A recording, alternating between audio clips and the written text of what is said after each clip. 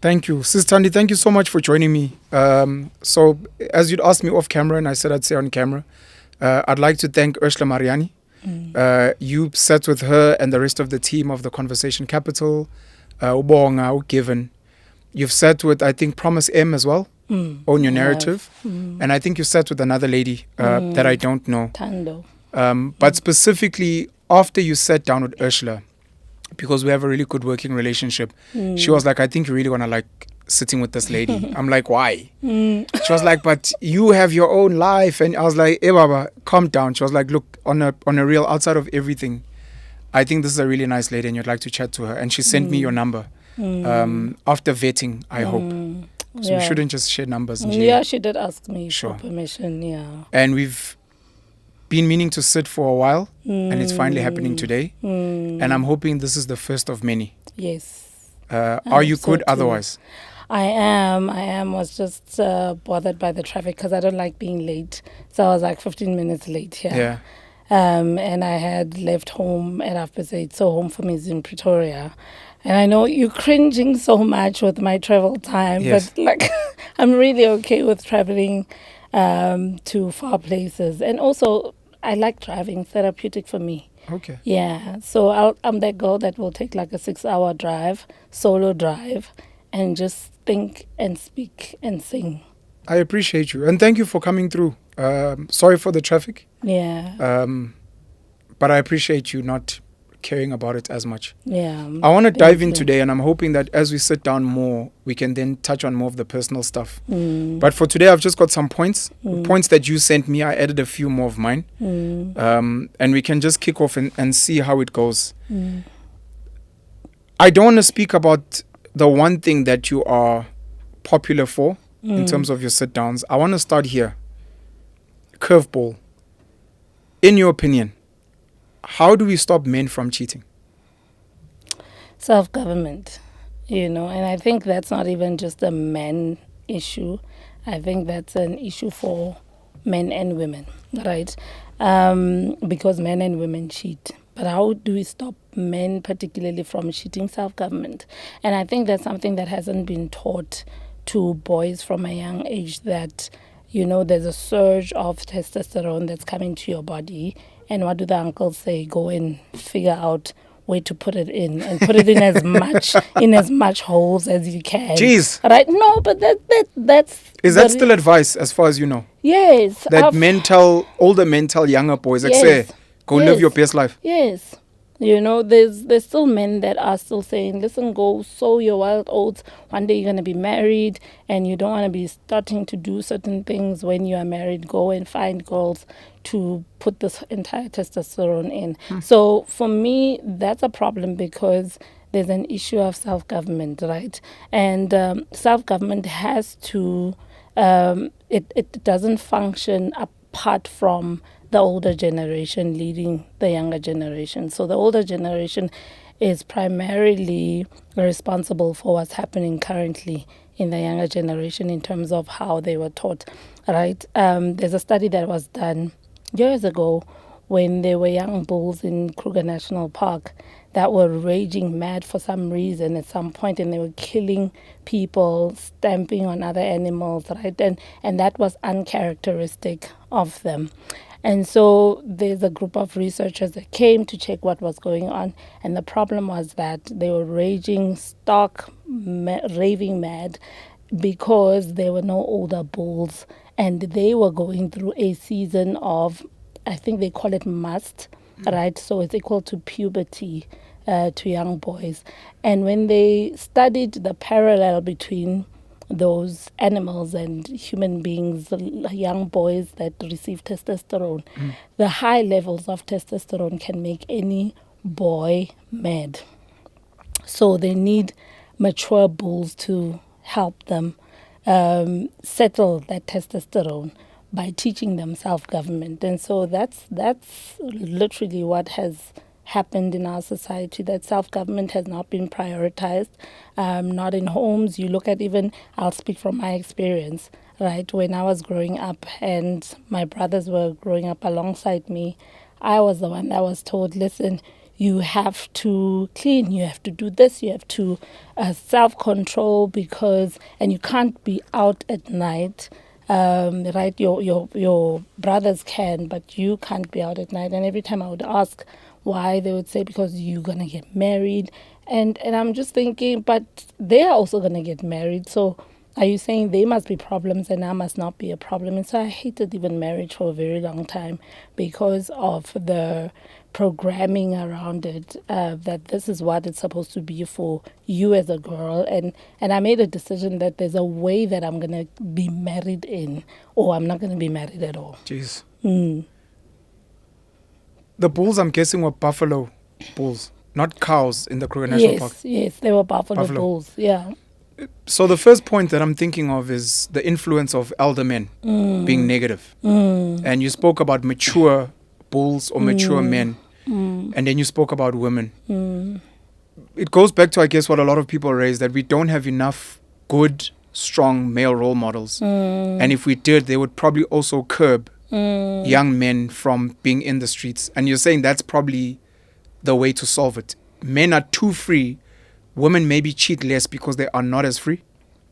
Yes, because remember now we're living in a society where men have been conditioned to be a certain way, or rather the older men have been conditioned to be a certain way. And then you younger guys come into our lives. I'm an old man, me. No, you're not. Okay, well, you're an old soul.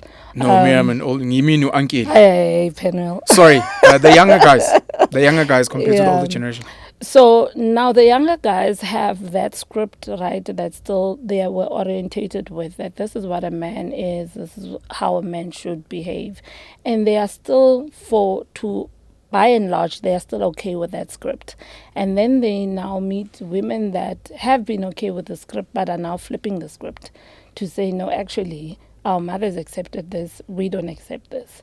Right. So the entire script or the narrative needs to be thrown away, Penuel, if we're going to have successful families, or if we're going to raise successful families.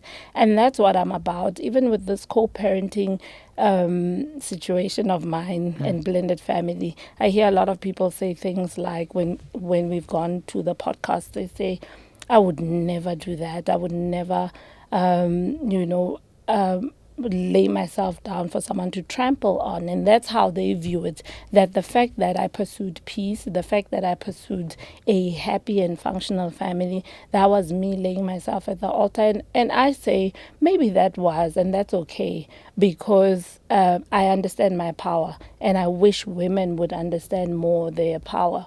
And power must be harnessed. Power is not necessarily bulldozing yourself into a situation and getting your way. If you know that you are the one that has the power to ensure that this matter is resolved, right? I think you should be the one that says, okay, I lay down my power. And that's what submission really is. I lay down my power so that it can be multiplied. And how is it multiplied? It's multiplied by having a peaceful home. It's multiplied by having a peaceful marriage, right? So I feel that we need to throw the script out as Black families and really restart. And I know I'm saying that, but I know that a lot of people are not willing. People are not willing to self-govern. People are not willing to say, look, I messed up in my previous relationships and now I have children and now I have to really go back and go fix that and ensure that the Black family thrives, because the Black family is so disenfranchised and we are allowing the scripting from society to tell us what to do with the Black family, and we keep falling into this trap over and over again where we are hurting each other, wounding each other, and the chaos ensues generationally, and I feel that perhaps, or one of the reasons that when you were saying that so far to travel for me, right, I don't mind spending on these conversations, because I feel like these are the conversations. And I mean, I'm not only talking about resources, I'm saying time.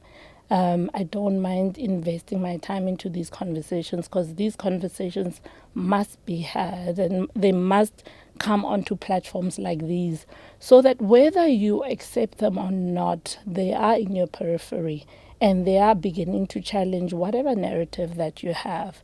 All right. So, yeah, I think I said a lot of things. Thank you so much. You still think marriage is relevant in 2024? And maybe when you answer that, can you maybe explain why you were against marriage when you were younger?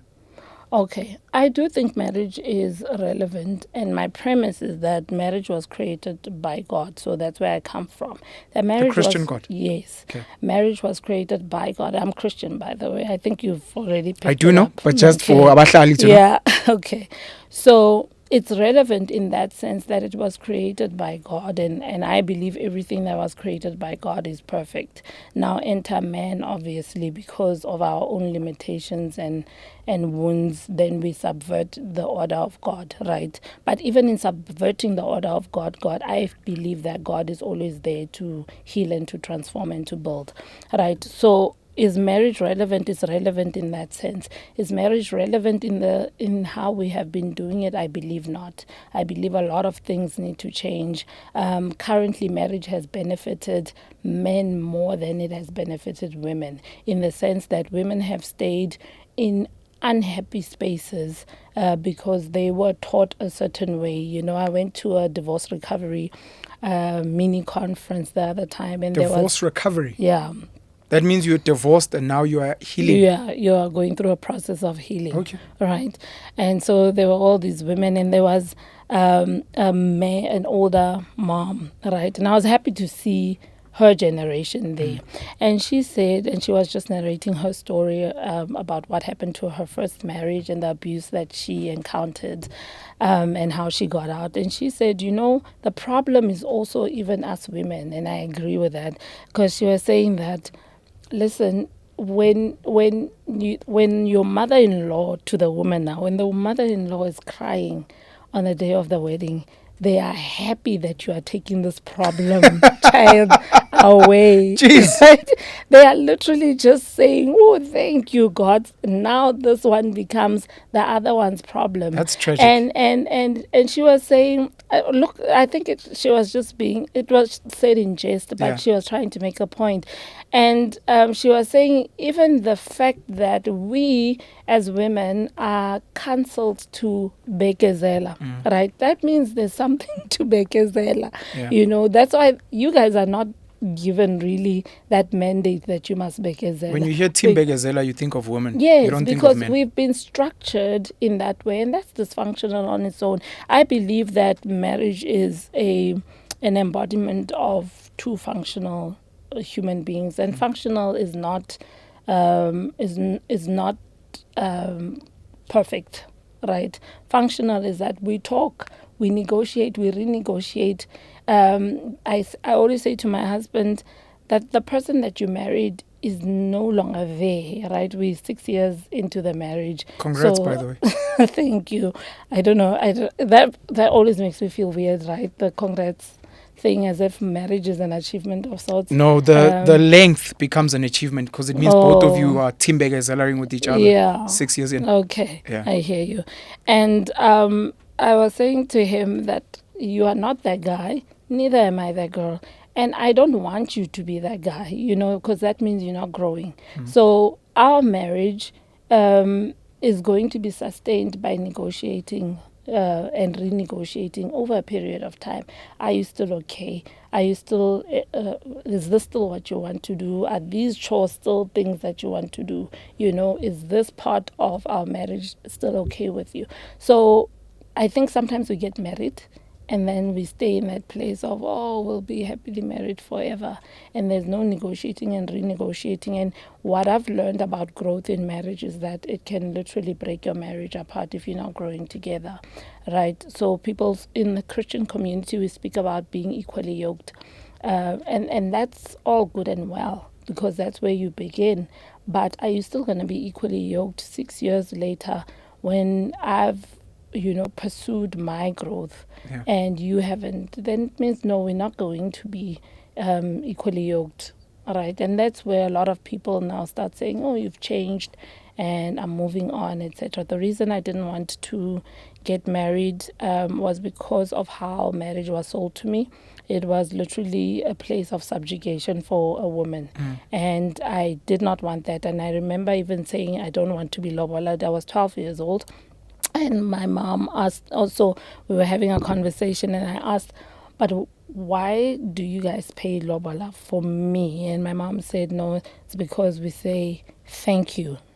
Or rather, they say thank you to us for raising you. And didn't make sense to me, because I was like, but what if he's raised well? What if he's raised way better than I have been? Are we also going to say thank you to his parents? And my mom said no. And I've always been a person who pursues justice, and that felt unjust to me. It felt like, but if the core message of this thing is that we are grateful, right, for you raising this girl, why can't it be reciprocated? Yes. Right? And so, and I realized those are the conditions I would have to be married under if I wanted to marry. And I said, no, I don't want this. And then also because of the people around me at the time, family members who were married, and it was just ugly to watch. The disintegration of someone's, particularly the man's, dignity, right, at the mouth of foul women who are family members. And I would watch those things, and I would just think, no, I think this thing is supposed to build you. It's not supposed to, you're not supposed to come into this thing and die. Yeah. And so for the longest time I said, no, this is not it for me. I'm good. I'm going to have my life, however that life looks like, but I'm not going to be married. And the thing that makes it work with my husband right now is that I'm someone that needs a lot of me time, right? And he's also like that. Alone time. Alone time, yeah. Because I'm introverted by nature, and I have a multi-million thoughts running through my mind. So I need a lot of alone time. He needs his alone time, and we get together and we talk, and we just do life together. So it works because it doesn't look like what other people's marriages look like. Even in the division of chores, we divide chores based on strength, not based on gender. Yeah. So are you good on this? You do that. You handle this. If you are good with finances, you handle the finances. But obviously, then the other one must be in the loop. So we divide according to strength, not according to gender. So that's what makes it work for us. And I don't feel subjugated. I don't feel like I need to bekezela anything. And the reality is that I would not bekezela anything. I'm just not wired like that, because that would mean I'm living a life that's not true and congruent to who I truly am. Thank you for sharing. A few steps back, you start off by saying marriage was created by God, the Christian God in your case. For people that are not Christian, for people that are not maybe religious, would you think marriage is relevant for them? Or would you say, look, for them, maybe I don't understand. Maybe they do it for their own reasons. Look, marriage, in essence, is a partnership for a greater good and a greater purpose, right? Outside of religion. Outside of religion. Okay. Is for a greater good and a greater purpose, right? And to build thriving families. And that's how society is created, by thriving families.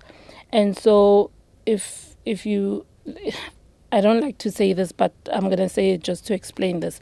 Even if we take God out of marriage, right, and we put God there, our marriage is still able to thrive, yes, because the principles of God are even being used by people that don't believe in God, and they cause people to succeed. So you take the principles and you say, maybe I don't want this God of yours, but I'll take the principles. And we see them working, even financially, that people will take the principle of giving, right?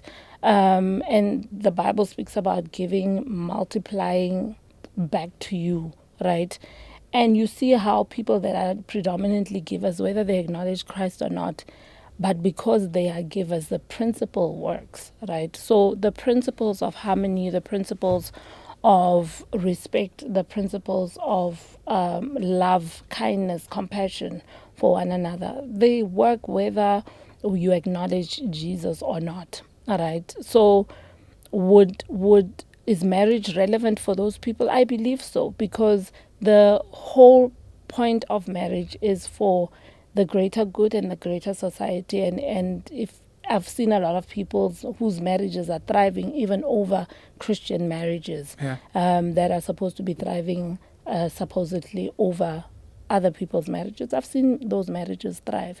And I know it's not because necessarily because you can confess Jesus and be completely misaligned to his principles, and it still won't work as Christian as you are. You know that, because you are just confessing a person, but you are not following the ordinances of that person, and your marriage would still fall apart. You spoke about equally yoked. I thought of two cows. I think that's where the term comes from. These two cows that are plowing a field being yoked together. Yeah.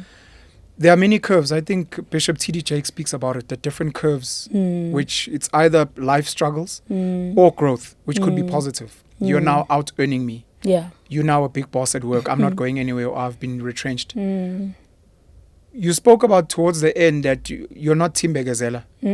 Would you recommend that for most people, if someone is growing beyond a level you're comfortable with, if someone is getting left behind, if someone is at a curve you're not understanding, drugs, infidelity, etc., do you support the idea of getting divorced when you are no longer equally yoked over a period? Let me say, biblically, right, there's two reasons for divorce. It's infidelity and it's abuse, all right, abuse of any kind. So if God supports that, then yes, I support it as well. Do I support people walking away from one another because of growth? Not really. I feel that the two of you must go back to that place of renegotiating. Like, if you're not renegotiating the terms of your marriage, even the terms of your friendship, over a period of time, you can fall into that place where you are static and you think this machine is gonna oil itself to success, and it doesn't. You have to sit down and have conversations with one another to ask, are we still aligned? Are we still in the same place? Are you still okay? And I mean, even the Bible makes provision for someone who now, so the Bible speaks about two people coming together and getting married, and then the other one finds a different faith, for instance, and the other one stays a Christian.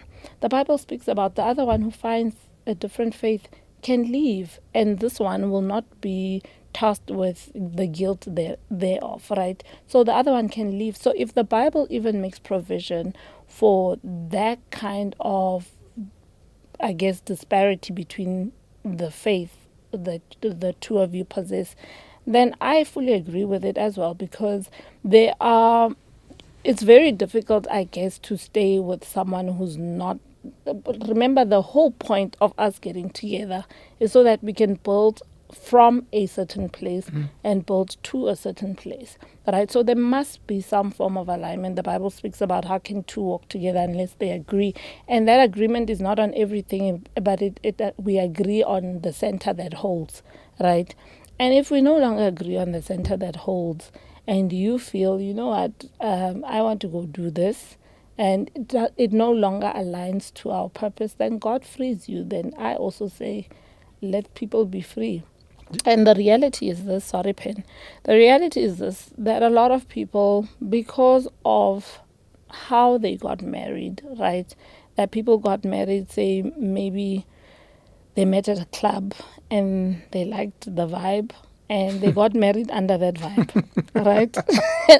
And now, 5 years later, when God says, you must be umfundisi, Yes. right? And I still want to club. Of course. There's no longer alignment. And the Bible says if the other party says, I'm done, I can't do this, then you should let them go. Because ultimately, the will of a person is not violated even by God.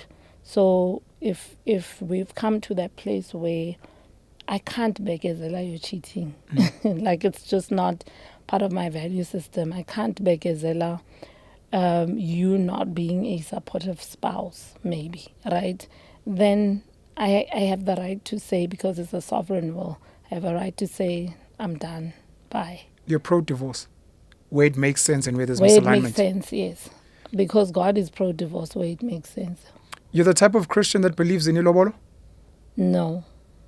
Not at all, or do you understand it for other Christians? Because it's one of the things people raise as hypocrisy or clashing. Why would you claim to be Christian, but you also still want to dabble in African customs? I understand it for other Christians, but I did not understand it for me. And not only from a spiritual perspective, it just did not make logical sense. And I just feel that it is currently used to to primarily even bring abuse into people's marriages before they even start. Right? May I ask a personal question? Yeah. Did Was I lobola get paid lobola? for you? No. Because you didn't want it to be Yes. paid. Yes. Was your family fine with that? No. Or was that an issue? No, they were not. But for me, that was... Look, I had made a decision on how I wanted to start and how I wanted to cultivate a marriage. And I knew that my family would not be part of me cultivating my marriage, or my friends. So their opinions mattered as far as a certain place. But I was not going to kowtow to those kind of demands, especially if I feel that I really don't want this thing and I've got my reasons set for this thing, and nobody's really giving me an explanation that makes sense to me to say, okay, let me do this way. So they were not happy. But my husband and I had a discussion about it, and although he wasn't for it in the beginning, but he heard me and he understood. And I said I'd rather we start our marriage on a certain slate, and I'd rather, if anyone wants to contribute to our wellness, all right, contribute to our start of life together. But money flowing to your family, or rather to my family, and certain things being used as a matrix to measure even how good of a wife I would be, whether I'm educated enough, whether I have children or don't have children, whether I'm a virgin or not. I just felt that's not what I want to put myself through. I value myself in a certain way that this process will begin to eat away at my value system, and I don't want to be part of it. So, you sound dominant. I don't know if you know. It sounds like you set most of the foundations for your partnership. Because, number one, you're able to almost ward off your family and friends. A lot of women feel they can't. It sounds like your husband was not pro not paying ilobolo. You were the one that suggested, look, I don't want us to go to this thing. And then you guys negotiated and you agreed. Yeah. Would you agree with that assertion from my side, dominant. that it seems like you're the dominant partner that is maybe the custodian of the template of your union?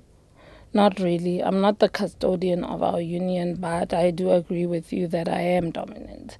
And I have very strong convictions about everything that I do. And for you to sway those convictions from me takes a lot. So yes, I am dominant, and I always have been. I haven't always been comfortable with accepting that it is so. But I am in a place now where I'm very comfortable. I am dominant. And because, Pen, I look at you, right? and I remember encountering your talks, your YouTubes, etc. And I would listen to you and I would feel sorry for you. The reason I felt sorry for you was not because of how you carry yourself or your convictions. I felt sorry for you because you are in this world. This world that generally fights against anything that sounds contrarian. Correct. Right? Anything that sounds like it's going the other side, And I had watched a movie called Divergent. And if I were to place myself in a movie, I would place myself there, that I'm divergent. And I would look at you and feel sorry, because divergent people have a lot to contend with. First of all, they contend with a lot of persecution.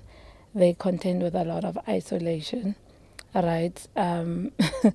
They contend with a lot of what they say being misconstrued. And so I would hear you say certain things, and I would read comments, and I would think to myself, but that's not what he said, and that's not what he meant, right? And I, as divergent as I am, I've come to understand and see people that are divergent. And because I understand the struggles I've had to go through, that I've just named: persecution, isolation, being misconstrued to be something that you truly are not, or saying, or misconstrued on something that you said that you actually did not mean it that way.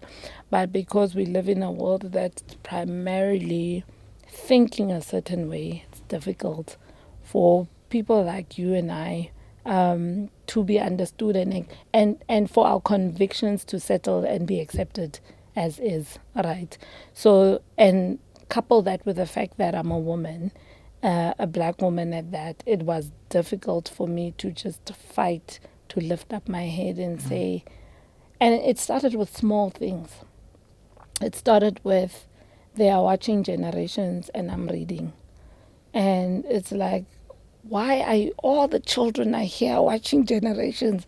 When I was sharing like, It's like you're being rude for keeping to yourself. Yes, you're being rude for keeping to yourself. Owning a journal and just writing down my thoughts, when I was growing up, it was like, why are you like this? Why don't you just become like other children? Assimilate. Why don't you just assimilate?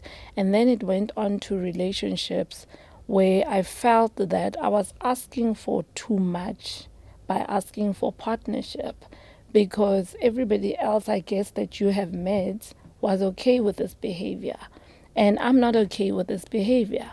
And then it became, even in the church, that I'm just not a person that swallows what you say because you are saying it and because you are standing in a position of authority, right? I will go look for myself what the Bible says, and I will bring, I will bring the truth to the forefront. One of the biggest, I don't know if no, it's not a scandal, but it was a fight for justice that I had. I used to go to a predominantly, or rather, white-led church, right? And I would hear things being spoken of, equality, love for one another. But when I look at what's happening in the church, I would not see that. So I would start speaking out, right? I spoke out and I said, but your leadership does not reflect what you're saying, right? How you treat the children that come to the 10 o'clock service versus the ones that come to the 8 o'clock service is not the same. And 8 o'clock is predominantly white, 10 o'clock is predominantly black. It's not the same. And I go to both services because I have to stay because of my child. So I take my child to the 8 o'clock, I take my child to the 10 o'clock, and I see the disparity. And, so I've just always been the person that will raise their head and hand and say, I don't like this, I like that. This does not serve what you are saying. This is not congruent with or aligned to the vision that you are saying you are building, right? So I'm dominant in that sense, that I really stand by my convictions. But also, I allow other people to stand by their convictions, whether they are different to mine. I'm not the kind of Christian that, I was talking to my husband and I was saying, I know Pen is not Christian, right? Shame, was you worried? No, he was just saying, like there are Christians that are not going to be happy that you went on the Penuel show. And I said, it's okay. I don't model my life around any person, really. I mean, if Christ could sit with people that were not of his faith, who am I emulating, them or Christ? And if I say I'm emulating Christ, then I must be also comfortable with sitting with a Zacharias in his house and have a drink and have a cup of coffee, whatever, right? And so, yeah, I guess the long-winded way of saying yes, I am dominant and I'm okay with it, because I'm not dominant to anyone's detriment. I'm intentional about building, whether I'm in a church, I want to build, whether I'm in a marriage, I want to build, whether I'm in a friendship, I want to build. I'm not interested in breaking people down, but when I see something that is either a tool of destruction, I will address it, right? Whether it's in parliament, wherever it is, I will address it. So in all these spaces that I'm mentioning, I've had conversations in those spaces to say, I worked for the Moral Regeneration Movement in the Northern Cape, in the Premier's office in the Northern Cape. And I mean, there were a lot of things that if you come close to any space that has political influence, you see a lot of things that maybe the common man on the street doesn't see, and I didn't like the fact that we'll go to these places, make promises to people, and it's like the register was just signed that we were there. And I'm thinking, these people are expecting us to align ourselves to our words and be truthful and come back and implement what we said we would implement. And so when I saw just a recurring pattern of we go here, we mark the register, we go here, we mark the register, I said, no, I can't be part of that. That's not who I am. If I've said we are here to make a difference in your life, then we are here to make a difference in your life. I'm not here to mark a register, right? And so I don't know. Thank you. Jesus Christ as a character is probably the most popular divergent yes, he is. of all time. So yes, he is. Becomes very hypocritical when Christians say and do the things they do because it's not in line with who they claim to stand for. No, he is. He's very divergent, and that's what I saw, Pen, when I was studying Jesus. But this guy is very contrary to what a lot of us as Christians proclaim him to be. If we really just go and read what he said, what he did, with whom he did it, and how he did it. And you look at the Christian faith being primarily a place of, just come to church, shine, go back. And I'm just thinking, that's not how this guy functioned. Society had and the function of society had a lot to do with what he was doing. And that's why he was reaching out to everybody, to a prostitute, to a tax collector, to sinners, to the broken, to the wounded. He was reaching out to everyone. Just the fact that even as Christians we like to isolate ourselves from society, that tells me we don't even understand his pathway, because that's not his pathway. How he infiltrated society was to actively engage with people that were contrary to what he was supposed to sit with. And in fact, how we behave as Christians currently reminds me a lot of the Pharisees, and how the Pharisees were the biggest group that was against Jesus. Yeah. Two things. Number one, you spoke about a divorce recovery workshop. I wanted to ask if it was a women's thing or if there were men there as well, because my guess would be that there probably aren't men, and we maybe need to speak about how we heal men in divorce.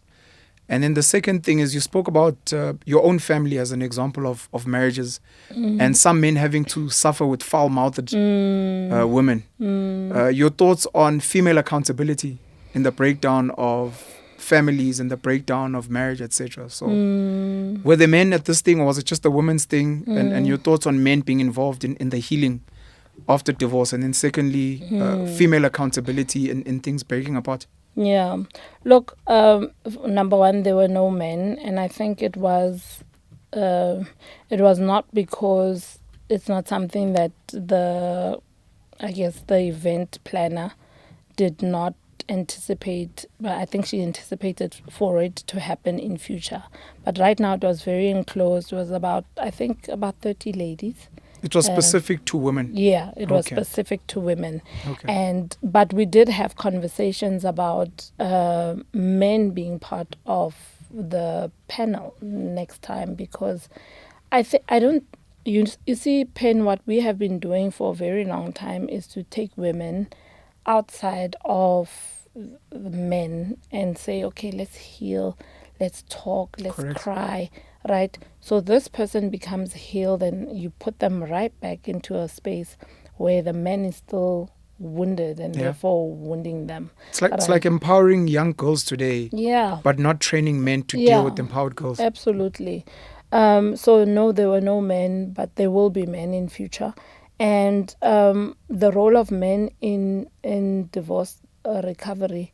Listen, I love women's events, but I'm so over them now. I am, because I'm at a place where I'm feeling like, guys, we've been doing this for a long time, and if really it was working, right, we would have functional homes, we would be functional parents, but it's not working. We need to all be in the room and talk to each other, right? And my problem with talking to each other has also a lot to do with how women refuse to take accountability for the wounds of men, right? Or to even acknowledge that they Yes. exist. Because sometimes when we talk about the wounds of men, the first thing that a lot of women say is, yeah, but, Correct. it can't be equated to what women are going through. Let me take you back a few years back. I'm on Facebook, and men are trash is trending, right? And I'm feeling uncomfortable with this men are trash thing. And at that time, I have a huge followership of women. And I'm feeling uncomfortable because in my mind, I'm wondering, if I say men are trash, where does that put my little boy, right? If I say men are trash, where does that put the fathers of my children, who are great men and are looking after their children? So I'm having this internal turmoil, and I feel the need to say something. And so I went and I wrote on Facebook, and I said, I don't support this. Hashtag men are trash. And the reason I don't support it is because I can't, with all my convictions, stand and say men are trash when I have men in my life that are not trash, Yeah. right? And just also, I don't, whether someone is toxic or not, I don't brand them as trash. I just feel like it's such a spit in God's face to say an image bearer is trash, regardless of what they are doing. So women came for me. Many said, we've been following you because you are a voice for women. I can't believe it. And they unfollowed me. They were And getting I was persecuted yes, online. And listen, I was okay with that because I'm not trying to build a followership that's based on defiling, first of all, God's image, right? And not wanting to take accountability, because men are trash are not trash independent of women, right? Because they were saying things like, men are doing this to women, men are doing that to women. And I said, but women are doing this to women with men, and women are, and I took even the example of side chicks, right? That the very same side chick will say men are trash, but tomorrow they take someone's husband and they go on holiday with them. And it's the very same person that was vocal on social media to say men are trash. And where are we going to draw the line on this hypocrisy, right? And I wasn't married then, and they said, I'm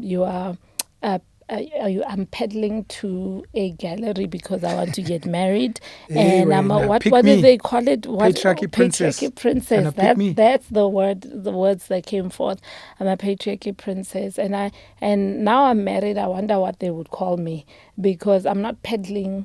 And I wasn't then. I'm not peddling to the gallery of marriage, but I'm peddling to the gallery of truth and accountability, let's be honest, right? That we don't want to talk about women raping men, raping young boys.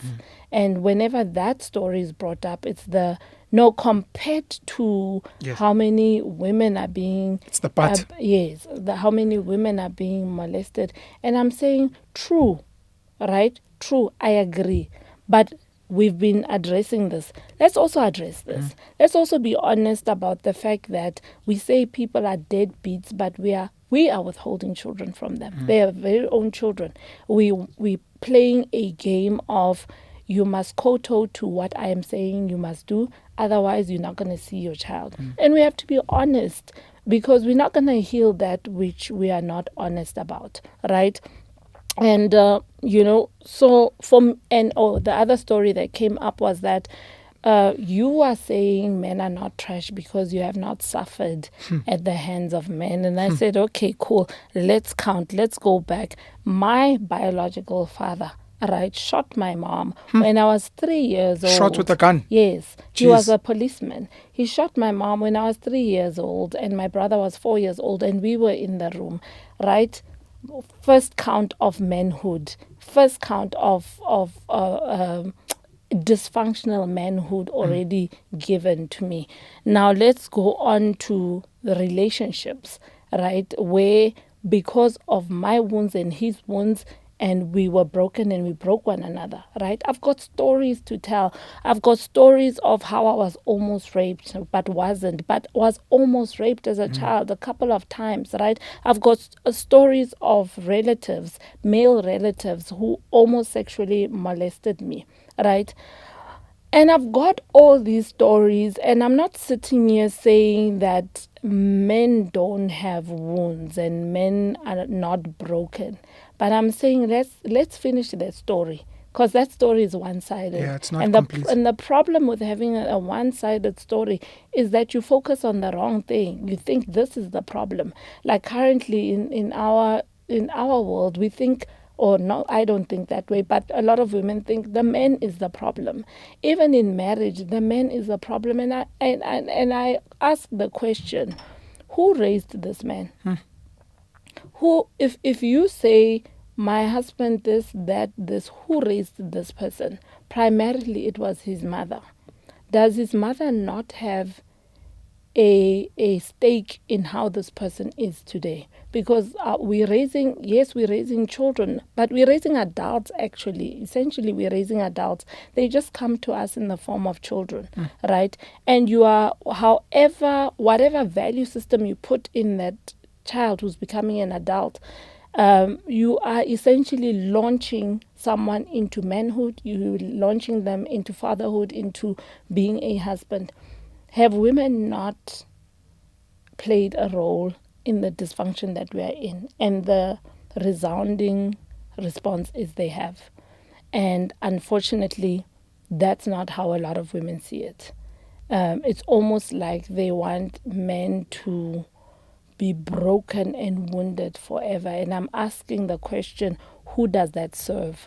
If that's what you want, who does it serve? Just like the women that were saying, why did you make right with the father of your child after he cheated on you and got married? And I said, because it serves the black family.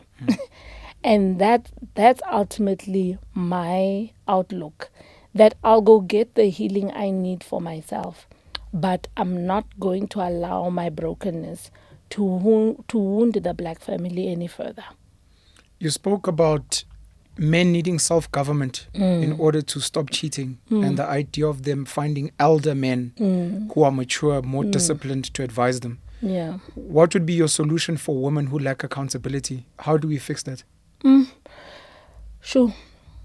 Women need to go back to a place where they really, take responsibility for the issues around them, and actually come from a place of power.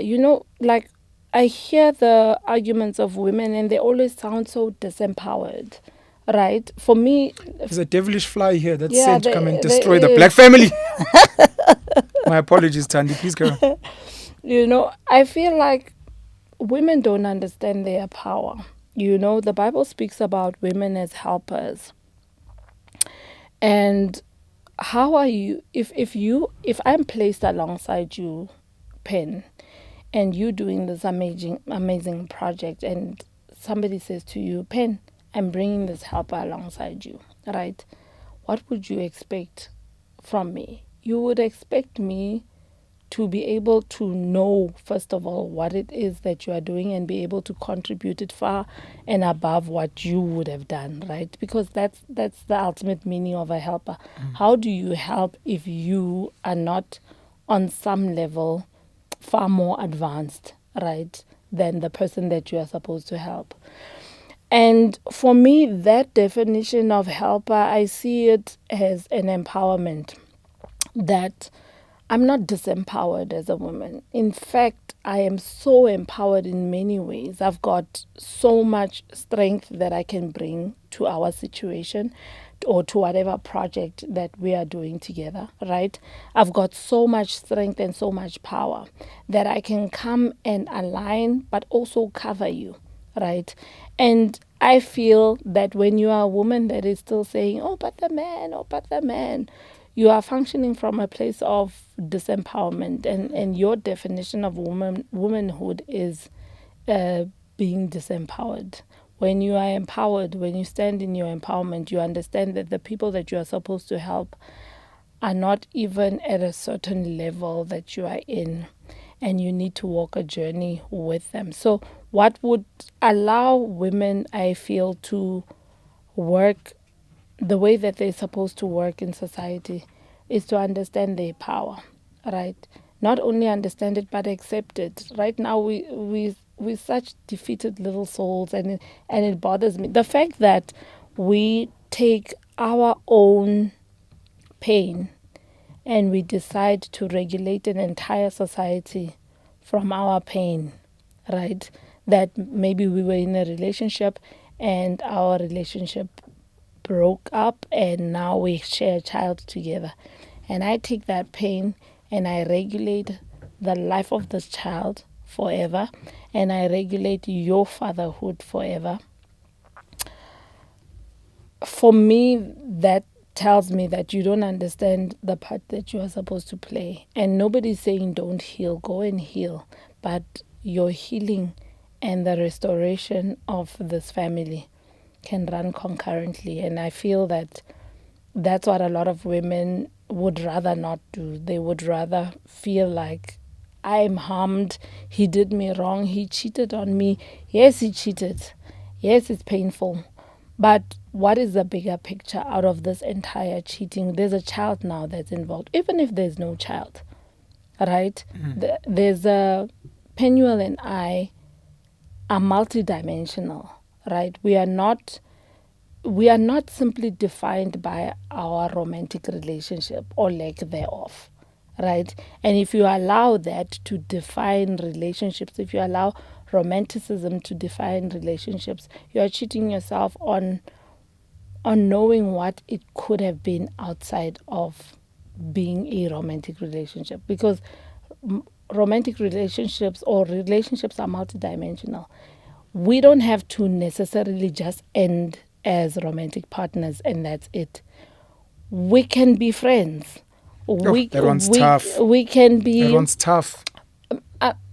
Friends with boundaries, but we can be friends. We can contribute into each other's growth, Penuel, without. It's like if I know, for instance, that you're good in something, right, and we were in a romantic relationship, and that has now ceased to exist. It's like the other a dimension of that relationship cannot continue. And my question is why? If I can help Penuel to be a great person in life, in whatever way, maybe I'm able to open certain doors for you. So I'm not going to open those doors because we ceased to exist romantically, right? And that you see how that plays out even in parenting, that I'm not going to allow you to be a father or to even know what fatherhood can look like because you were a bad partner to me. And it's like, yes, that dimension ended. Let's talk about, or let's even allow ourselves to dream beyond this one dimension. Because if you see people as one dimensional, right, you are actually going to lose out so much on great relationships that could have been, right? And relationships, I don't like to close doors on relationships that were great.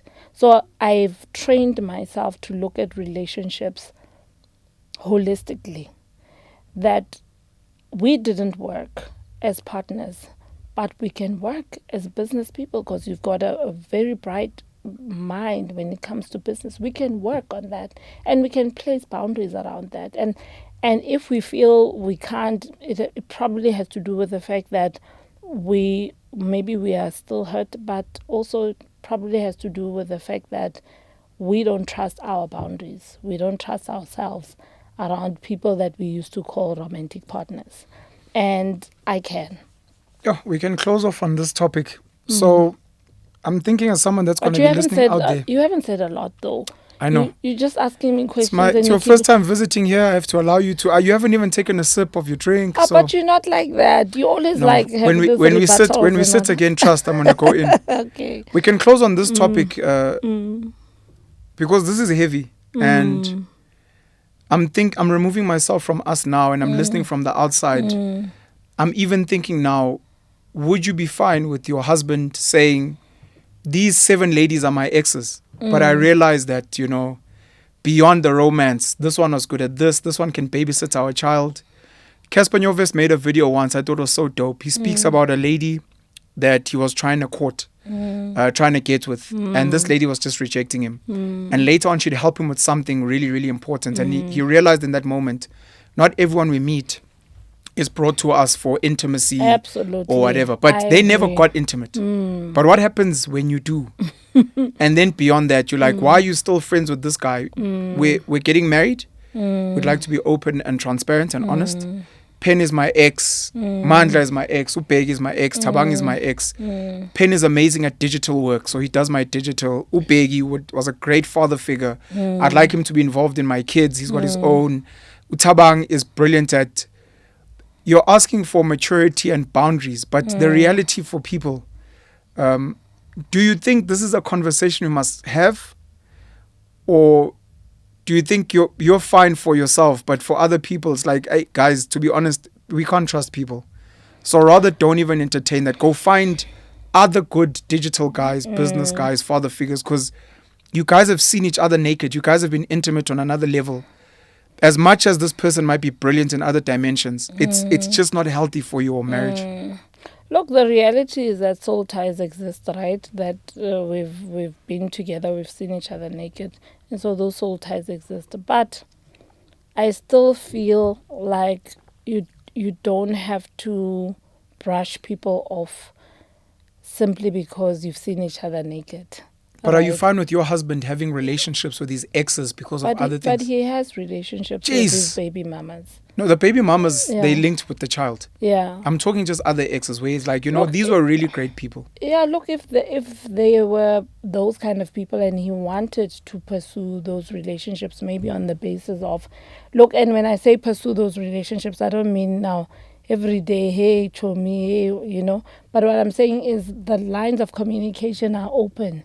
That if I know that you're good with investments, for instance, right, I'll call you up and say, listen, I need help with investments. Can you please teach me 1, 2, 3, 4, 5? And within healthy boundaries. I don't believe in losing functional, healthy people simply because we've seen each other naked. And I don't impose that on my husband either. So if there are people that can advance my husband and by default are advancing us, right? And they've seen each other naked and they understand boundaries, etc., then that's fine. But if they don't understand boundaries or somebody is insecure about it, and maybe most of the time that's what brings the issue to the forefront, the insecurity of the other partner, right? There must be boundaries in each and every relationship that you want to protect. But cutting people off completely, I don't think that's necessarily a boundary for every relationship that you are in. Yes, there are other relationships that you must just say bye, even if they are good programmers. It's fine. I don't need that.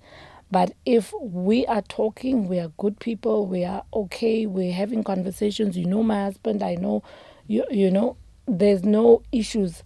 Why can't we tap into that dimension of relationships? Why must our relationships end because the romantic part of it has ended? If your partner is slightly insecure and you respect them, you guys are not the same in maturity levels, do you think it's fine for you to lie? Because you've got this person that advises you on investments. They send you really funny gossip and memes, which you share with your husband. They maybe follow up on your family, or they're like, hey, check out these specials. There's a thing happening here. You know, you and your husband should consider, and this is an ex. And you know your husband, if they found out you got this from this person because you guys almost had a child and maybe had a miscarriage. You guys almost got married. And do you think it would be fair in a situation like that to be like, for the health of your marriage, to lie, but also for the health of your friendship, because there's boundaries here. We're not doing anything sinister. That you then lie. No, I wouldn't. I wouldn't advocate for that, because for me that means then I'm altering who I truly am internally, so that I can keep this relationship on the side, right? And I'm redefining our relationship to be one that is built upon lies, and I don't want to do that. And so if my husband is not okay, right, or if I'm not okay with him having certain relations with certain people for whatever reason, maybe it's my insecurities, then I would want him to be considerate to that.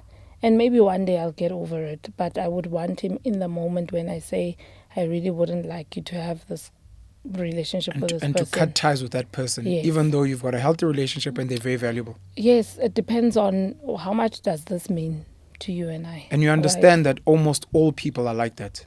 They would rather you cut healthy relationships. I know that almost all people are like that. And it's sad, but my thinking or how I operate is that I don't want to operate like that. I don't want, I think maybe when I was younger, I would have said, yes, cut this thing off. I don't want it. But now I understand that, you can't, this is a world of men, right? And so my ex, if I say I'm called for an interview and there's my ex, I'm going to have to work with my ex. So I must cut off leave the job because my ex is there. No. Why? Because your husband's insecure and he says, I'm not comfortable. No, then he wouldn't be my husband. Jeez. Any closing remarks from your side? My closing remarks is that you're too quiet. I don't like it when you're that quiet. Noted. I came here for a conversation and you said it's going to be a conversation and now you're just interviewing me. Say, that's great, that's great, that's great. You see, now that you're soft and marinated and stuff, when we sit again, Sis Thandi Domingo, thank you so much for joining us on Dope Conversations, and I look forward to our next chat. Thank you so much for inviting me. Please have a drink there. Yeah.